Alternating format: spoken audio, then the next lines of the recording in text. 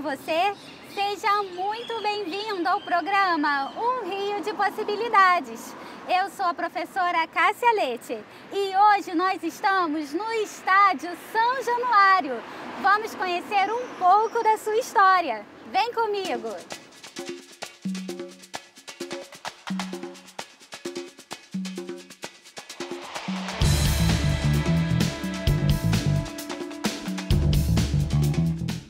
Você sabia que antes de São Januário, o Vasco teve também outras sedes? E que essas sedes estavam localizadas na região do centro do Rio de Janeiro? Pois é, sabia também que essa troca de lugar está relacionada ao desenvolvimento urbano por que passava a cidade na época? Quer ver só um exemplo? Na década de 20, o Vasco tinha uma sede localizada próximo à região da Praia de Santa Luzia.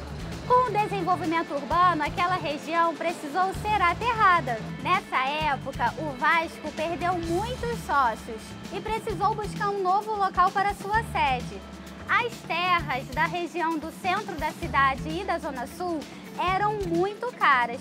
Foi aí que os sócios começaram a olhar para o subúrbio e encontrou um local muito bom, relativamente próximo à estação de trem. As pessoas também poderiam vir de bonde ou a pé.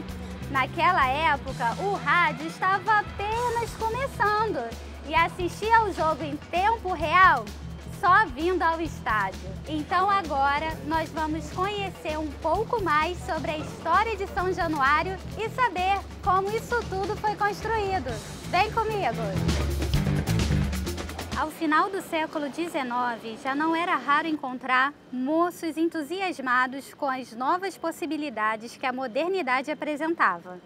A prática esportiva era uma dessas novidades, sendo o remo um dos esportes de grande prestígio entre as classes altas da cidade.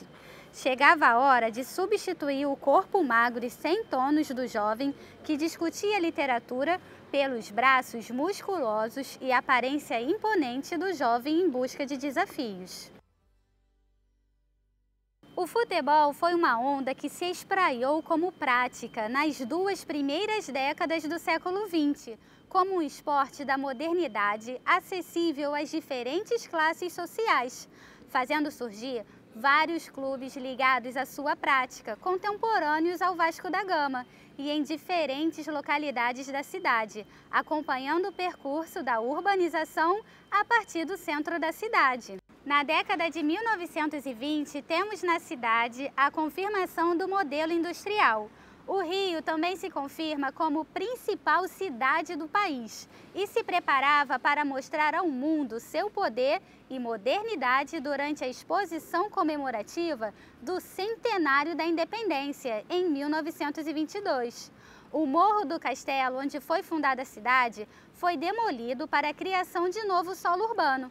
Com os novos aterros, somem da paisagem alguns dos principais pontos de banho dos cariocas, como a Ponta do Boqueirão e a Praia de Santa Luzia. O Vasco é diretamente afetado nesse caso, visto que a sede de Santa Luzia era constantemente atingida por essas obras, ficando cada vez mais distante do mar.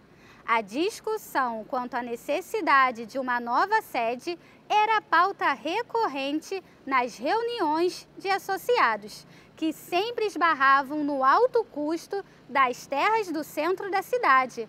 Ao mesmo tempo, o remo, apesar de manter sua grande importância, passava a dar lugar para o futebol como principal esporte na cidade e no clube.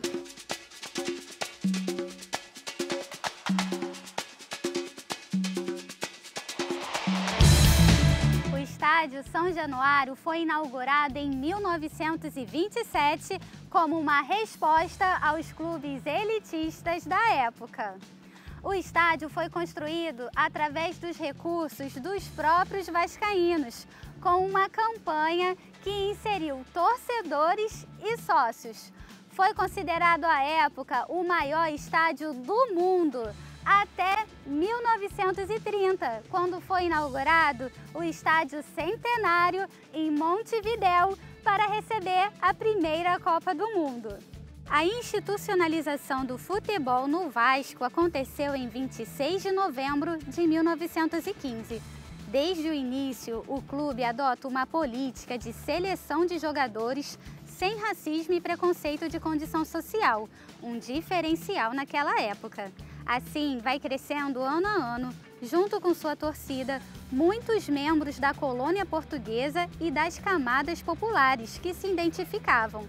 A equipe consegue o acesso para a primeira divisão na Liga Metropolitana, elite do futebol carioca, em 1923. Logo na sua primeira participação, o Cruz Maltino foi campeão com um time que ficou conhecido como os Camisas Negras. Um feito histórico com uma campanha avassaladora de 11 vitórias, 2 empates e apenas uma derrota. Desde a ida para a primeira divisão em 1923, a diretoria vascaína já traçava planos para a construção de um estádio próprio. Contudo, a ideia só foi levada mesmo a cabo após surgir a AMEA, Associação Metropolitana de Esportes Atléticos, liga formada por clubes da elite carioca e responsável por gerir o futebol do Rio de Janeiro na época, tendo como um dos motivos argumentados para a não inclusão do Vasco da Gama na nova liga a falta de um estádio próprio para o clube. Para não se curvar aos polêmicos adversários aristocráticos que comumente não aceitavam pessoas de certas classes sociais e que retiraram o Vasco e outros clubes da jornada do Campeonato Carioca, foi-se então dado o pontapé para a construção de São Januário. Começava ali uma campanha intensa de arrecadação de verbas. E hoje nós podemos apreciar esse lugar lindo, fruto de muito esforço e trabalho de pessoas no passado. Além disso, o estádio de São Januário, ao longo do tempo, tem servido muito além do esporte. Ele tem sido palco de importantes momentos políticos, sociais e culturais do nosso país. Estamos aqui na Tribuna de Honra e foi daqui, por exemplo, que o então presidente Getúlio Vargas instituiu o salário mínimo e anunciou a Justiça do Trabalho. Além de Vargas, outras pessoas muito importantes para a história do Brasil também figuraram aqui na Tribuna de Honra. Luiz Carlos Prestes, João Goulart, Juscelino Kubitschek, Eurico Gaspar Dutra e outros. A Colina Histórica já recebeu também uma das manifestações culturais mais importantes do nosso país, reconhecida mundialmente, que é o desfile das escolas de samba do Rio. À época, em 1943, era um evento beneficente promovido pela primeira-dama, Darcy Vargas, e teve como vencedora a Portela. O lendário compositor Heitor Villa-Lobos também organizou um evento aqui no Templo Vascaíno, em que trouxe 40 mil estudantes oriundos de escolas de música e organizou um grande evento em que as músicas falavam sobre a natureza do Brasil. Hoje nós ficamos por aqui com essa história linda e inspiradora de São Januário. Não deixe de acompanhar a nossa programação, pois ela está imperdível. Agradeço a sua companhia em mais um programa Um Rio de Possibilidades. Vejo você na próxima. Até lá. Tchau, tchau.